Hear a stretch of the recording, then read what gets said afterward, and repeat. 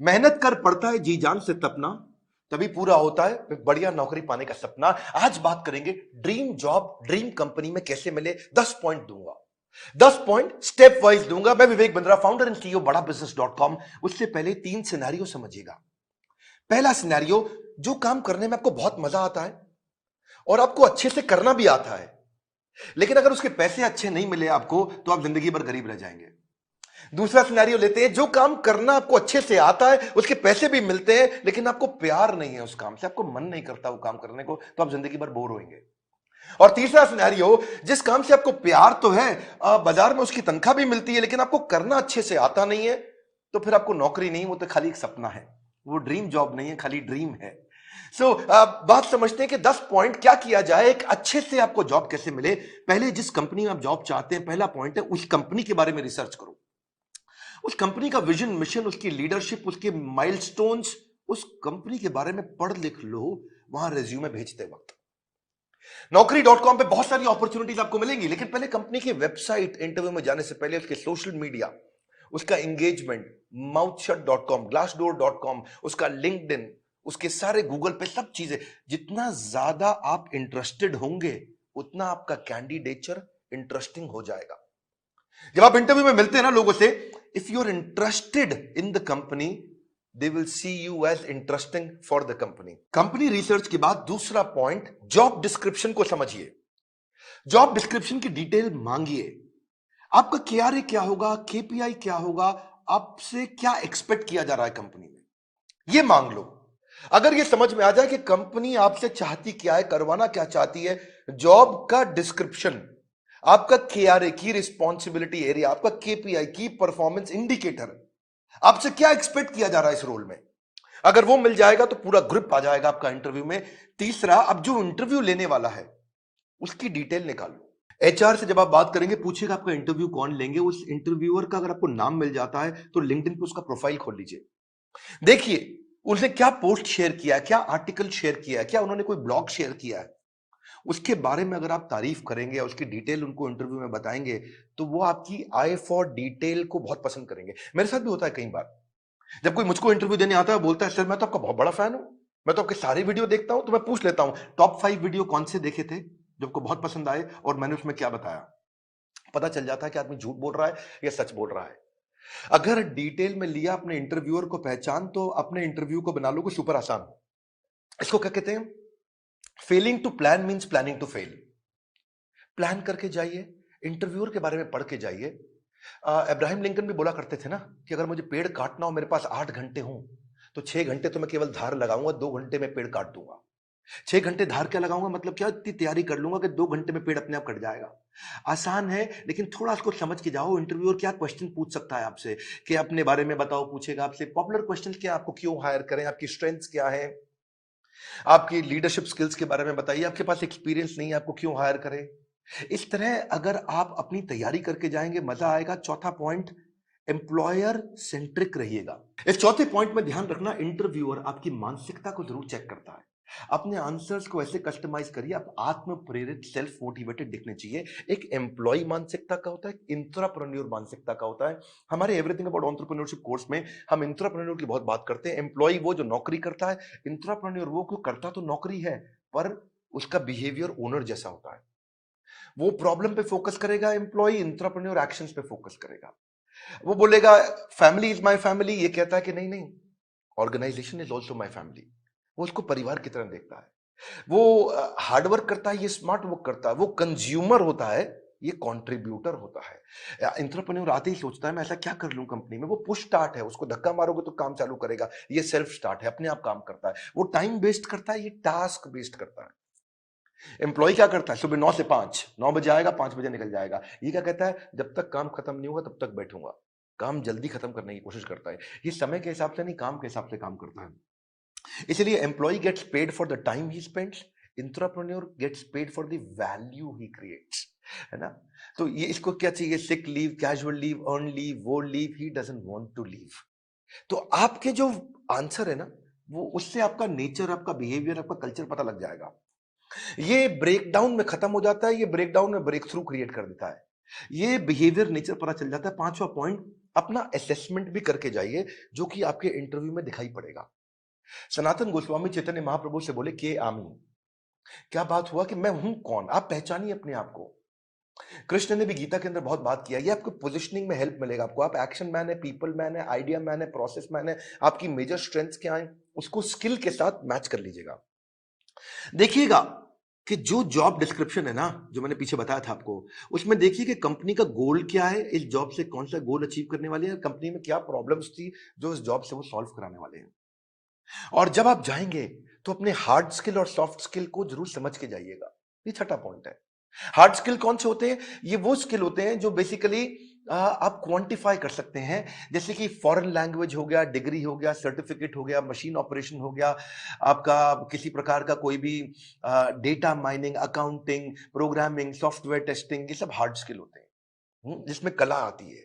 जैसे फाइनेंस के अंदर बजटिंग, बिजनेस प्लानिंग होता है या प्रोडक्ट डेवलपमेंट होता है। लेकिन सॉफ्ट स्किल कौन से? बातचीत कैसे करते हो, आपका टीम वर्क कैसा है, आप डिसीजन ले पाते हो नहीं, लीडरशिप है कि नहीं, मोटिवेटेड रहते हो कि नहीं, सुनते हो ध्यान से कि नहीं, पीपल स्किल है कि नहीं, इंटरपर्सनल फ्लेक्सिबिलिटी, टाइम मैनेजमेंट, ये सारे सॉफ्ट स्किल है। उस तरफ हार्ड स्किल है। तो पहले से ही चेक करके जाइए, क्योंकि आपका see he who speaks without attentive ear is mute. क्या मतलब हुआ? जो बिना सुने बोलता रहता है, बोलता रहता है, जो बिना सुने बोलता रहता है, वो सबसे बड़ा गूंगा होता है। उसके बोलने का कोई फायदा नहीं है। इसलिए आपकी कम्युनिकेशन में सुनिए ध्यान से कि वो क्या डिमांड है आपसे। इफेक्टिव कम्युनिकेशन में 20% is only what you know, 80% is how do you feel about what you know. कैसे आप उसे कम्युनिकेट करते हैं। सीधे बैठिए, हमेशा स्माइल मेंटेन करिए। ऐसा करके आराम से रिलैक्स होकर के बैठने वाला तो जमेगा नहीं ना। कॉन्फिडेंट और इंफॉर्मेटिव लगते हैं जब आप अच्छा कम्युनिकेशन और सॉफ्ट स्किल मैनेज कर पाते हैं। सातवां है, अब मौका ढूंढिए कि आप भी कोई ऐसा क्वेश्चन करें जिस क्वेश्चन से इंटरव्यूअर को लगे यार ये आदमी बुद्धिमान है। एक बात बताऊं आपको कि knowledge is having the right answer, but intelligence is asking the right question. ज्ञानी व्यक्ति के पास उत्तर होता है, पर बुद्धिमान व्यक्ति के पास प्रश्न होता है। अगर आपने कोई ऐसा प्रश्न किया जिस प्रश्न से वो बहुत इंप्रेस हो सकता है, जैसे आप उनसे पूछिए इस बारे में, इस रोल से आप कौन सी प्रॉब्लम सॉल्व करना चाह रहे हैं, इस रोल के माध्यम से आप कौन सा गोल अचीव करना चाह रहे हैं, इस रोल से आप मेरी परफॉर्मेंस को कैसे इवैल्यूएट करेंगे। कितना पावरफुल आप प्रश्न पूछते हैं, यह भी सामने वाले को इन्फ्लुएंस करता है। आठवां, सैलरी नेगोशिएशन की बात आए तो बहुत जोर मत डालिएगा। अनरियलिस्टिक सैलरी हाइक से सामने वाला समझ जाता है ये केवल पैसे के लिए नौकरी करने आया है, ये वैल्यू नहीं क्रिएट कर पाएगा। इसलिए वैल्यू क्रिएशन पे फोकस करिए, वैल्यूएबल अपने आप आएगा। मैं इसमें आपको हमारे जो दूसरे डायरेक्टर है संजय कथोरिया जी, इनका आपको 2015-16 का एक्सपीरियंस शेयर करता हूं। एक बार ये श्रीलंका में एक कंपनी के चेयरमैन के पास इंटरव्यू देने गए और कंपनी के चेयरमैन ने एक ही बात पे इनकी मर्जी की सैलरी दे दी। और वो क्या बात थी? जब उन्होंने पूछा क्या सैलरी लोगे, तो ये कहते हैं I believe in creating value and then sharing value. क्या मतलब हुआ इसका? कि मैं पहले 100 दिन आपके लिए वैल्यू क्रिएट करूंगा, अगर वैल्यू क्रिएट हो गई बढ़िया, तो उसके बाद आप उस वैल्यू को शेयर कर देना मेरे साथ, तब आप तनख्वाह मेरे हिसाब से दे देना। अभी आपको जो समझ में आता हो आप दे सकते हो मुझे, लेकिन मैं वो काम करके दिखाऊंगा, वो वैल्यू क्रिएट करूंगा, तब मैं वैल्यूएबल डिमांड करूंगा। Create value then share value. ये बात सामने वाला इतना इंप्रेस हुआ, बोला कोई बात नहीं, 100 दिन की बात की है, आज ही बता दो क्या तनख्वाह लोगे।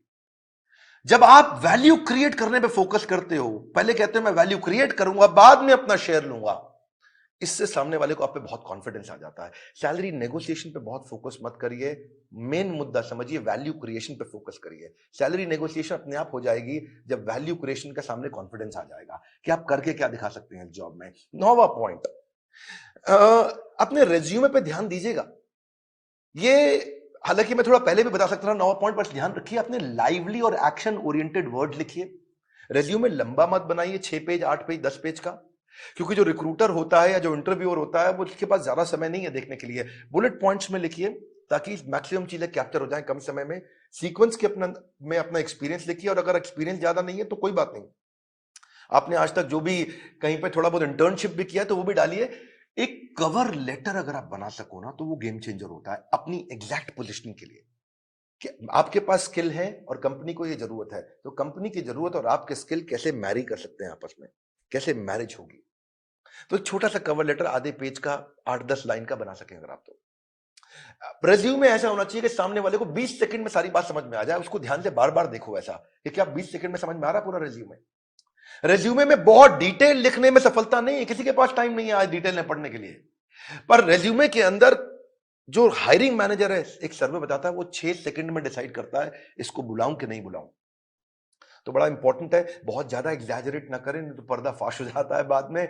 बोल्ड और क्लियर और इंपॉर्टेंट अचीवमेंट को साफ साफ तरीके से बता सकें। उसी के अंदर एक रेफरेंस लिस्ट भी डाल दें जो आपकी integrity, work, decision making, punctuality, flexibility के बारे में कोई रेफरेंस पुरानी कंपनी के या कोई बड़े लोग ऐसे हैं जो आपके बारे में कहने को तैयार हो तो नीचे लिख भी दीजिए कि ये आपको आपके बारे में ये रेफरेंस, मतलब किसी और व्यक्ति, कोई और व्यक्ति भी आपकी तारीफ करने को तैयार है तो उसका नाम, उसकी डेजिग्नेशन, उसका फोन नंबर लिख दीजिए। इससे भी कॉन्फिडेंस आता है। और फिर भी अगर इंटरव्यू में आप जा ही नहीं पा रहे, आपको इंटरव्यू मिल नहीं रहे हैं, तो हो सकता है कि आप अच्छी जॉब साइट्स पे नहीं हो। मार्केट में धक्के नहीं खाने पड़ेंगे अगर आप अच्छी जॉब साइट्स पे जाओगे। इसमें आपको फ्री ऑफ कॉस्ट बहुत सारी अपॉर्चुनिटी मिल जाती है, ऑटो नोटिफिकेशंस मिल जाते हैं, अपने आप नोटिफिकेशन आते रहते हैं, एम्प्लॉयर खुद ही आपके पास आ जाता है अगर आप अच्छी जॉब साइट्स पे जाते हो। इसमें प्रीमियम सर्विसेज भी होती हैं। बड़ी पॉपुलर जॉब साइट्स में shine.com, naukri.com, Times Ascent, Times job और मॉन्स्टर है। लेकिन अगर आप नए हैं तो freshers world, fresherslive.com, Internshala, internship पे काम कराती है, या freelancer.com, indeed.com। अगर आप नए हैं तो इन पे जाइए। बेरोजगार खेल रहे हैं स्मार्टफोन पर ताश, ये वीडियो उनको शेयर करें, दिशा मिल सकती है बड़ी खास। मैं एक बात और बताऊंगा, हमारे प्रॉब्लम सॉल्विंग कोर्स के अंदर हमने पूरा का पूरा कोर्स इसके ऊपर बना रखा है और एवरीथिंग अबाउट एंटरप्रेन्योरशिप को भी अब 2 हिस्से में डिवाइड कर दिया है। अगर आप नए हैं, इंट्राप्रेन्योर बनना चाहते हैं या आगे चल के स्टार्टअप शुरू करना चाहते हैं तो एवरीथिंग अबाउट एंटरप्रेन्योरशिप का एक हिस्सा आपको काम आएगा। और दूसरा जो बिजनेस कर रहे हैं उनके लिए तो है ही है। मैं फिर से आपको रिक्वेस्ट करूंगा कि बेरोजगार खेल रहे हैं स्मार्टफोन पर लूडो और ताश, हाँ, वीडियो शेयर करो उनको, दिशा मिल सकती है बड़ी खास। ताश से बात नहीं बनेगी, इस खास दिशा से बात बनेगी। अगर आप नए आए हैं सब्सक्राइब जरूर करिएगा, लाइक करके उत्साह बढ़ाइए, बोर्ड लाइन नंबर पे फोन करिए, चेक करिए कि कैसे एवरीथिंग अबाउट एंटरप्रेन्योरशिप जिंदगी भर के लिए आपको एक बड़ी दिशा दे सकता है, आपको एक इंट्राप्रेन्योर बना सकता है।